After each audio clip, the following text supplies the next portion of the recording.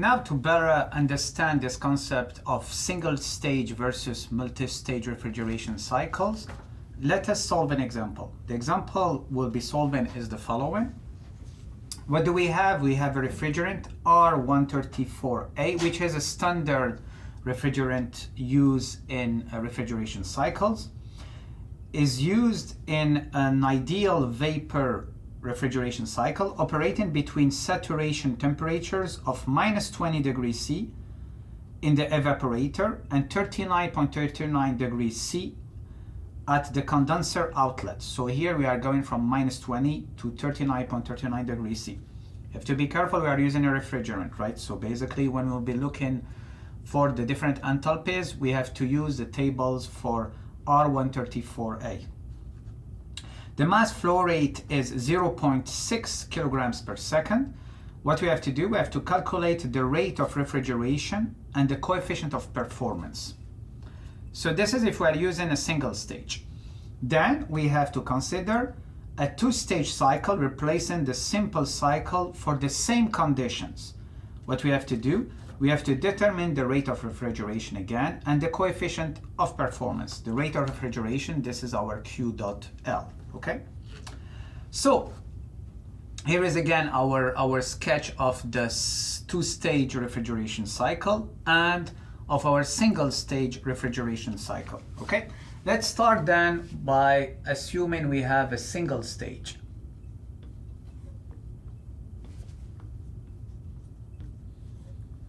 Refrigeration cycle.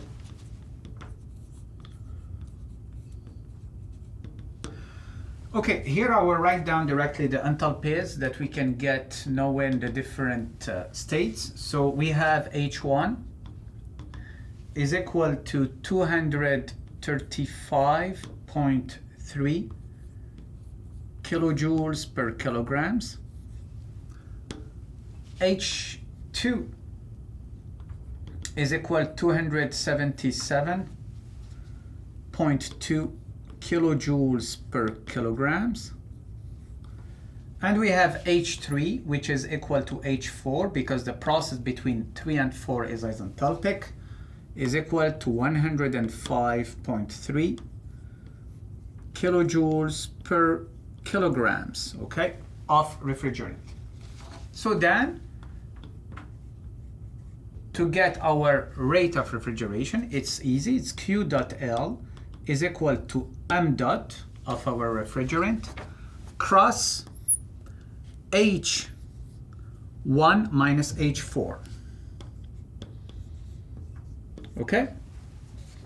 And this will give us, we know M dot is given is 0.6 kilograms per second, cross H1, 235.3 kilojoules per kilograms, minus H1, 105.3 kilojoules per kilograms.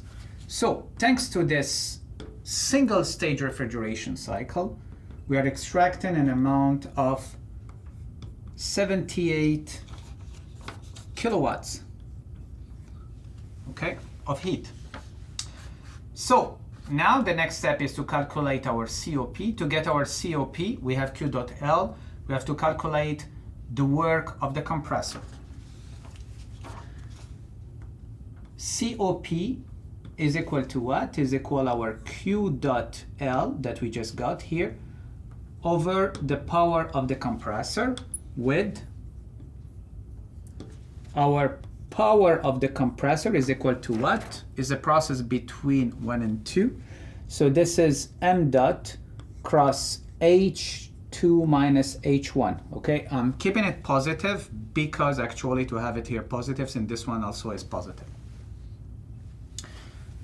So 0.6 cross H2 is 277.2 minus H1, 235.3 kilojoules per kilograms. And this gives us a power required of 25.1 kilowatts. And then our COP for a single stage is equal to 3.1. So this is our COP for a single stage, and this is how much Q dot L we're extracting. The next step now is to assume our two-stage process, and then we will recalculate Q dot L and COP, and then we will compare the performance. Now let us consider the same conditions, okay? But we will be considering a two-stage refrigeration cycle. So B, two-stage refrigeration cycle.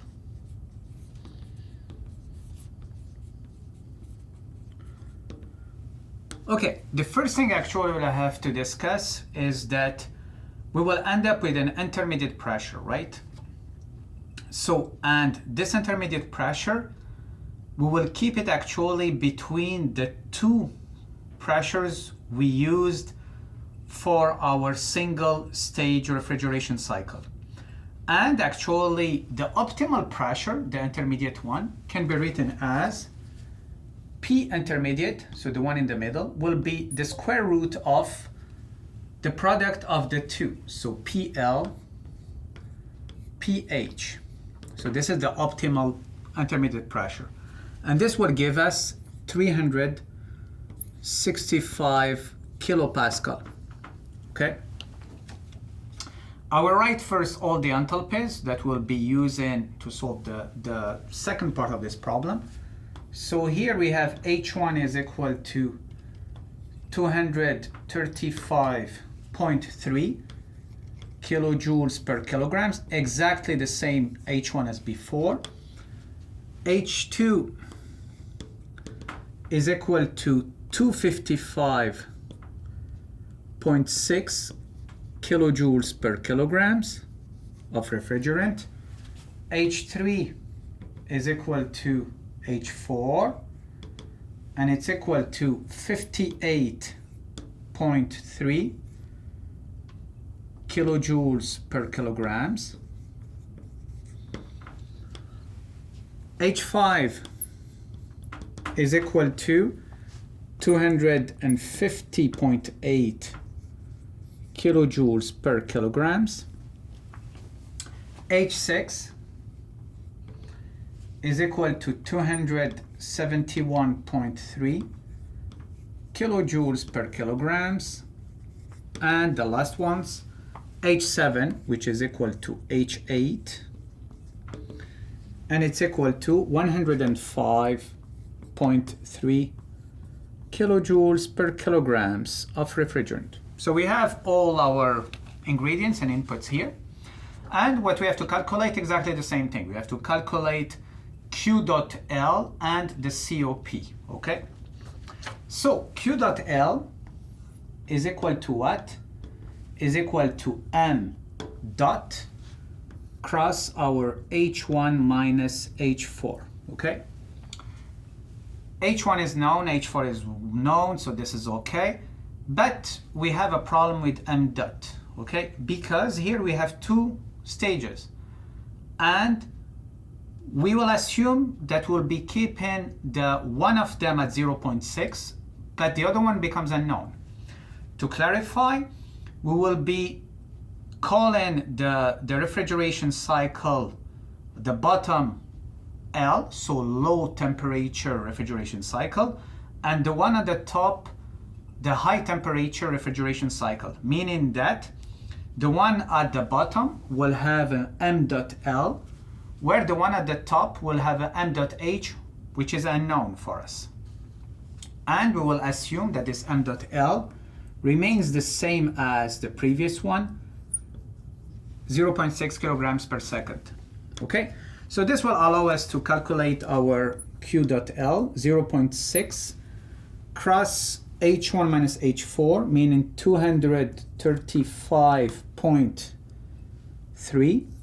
So this is our H1 minus our H4, the 58.3 kilojoules per kilograms. And this will give us 106.2 kilowatts. To get our COP, we have to get our work of the compressor, or power of the compressor in this case, And the power of the compressor is equal to what? Here is the total power, okay? We have two different compressors, right? So it's the power of the compressor at a low temperature refrigeration cycle plus the power for the high temperature refrigeration cycle. So we have no problem for this one because it's M dot L that we know, 0.6, cross our H2 minus H1, this is fine, plus M dot H, and this is unknown, okay? This is the mass flow rate and the high temperature refrigeration cycle, cross H6 minus H5. So meaning we have to get this one. To get this one is business as usual. Each time we wanted to get a mass flow rate, we always try to isolate systems where there is no heat, no work involved, okay? And the only one actually that we can see here is the heat exchanger between the two stages of our refrigeration cycle, okay? So we isolate this, we apply the first law of thermodynamics, we will get the summation of M dot inlet H inlet is equal to the summation of M dot exit H exit. And this will allow us to get our M dot H is equal to M dot L cross H2 minus H3 over H5 minus H8. And this will give us a mass flow rate of 0.814 kilograms per second. Knowing this, we can get our now total power for the two stages, and this is equal to 28.9 kilowatts of work.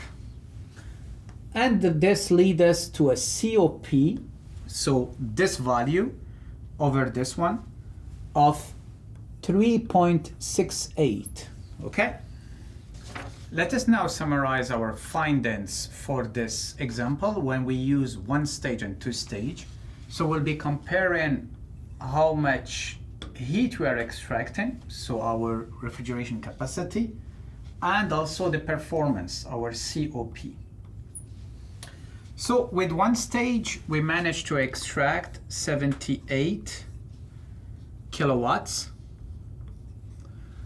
with a COP of 3.1. When we used two stage between the same pressure lines, okay, we extracted more, 106.2 kilowatts. And interestingly enough, our COP also increased from 3 to 3.68, okay?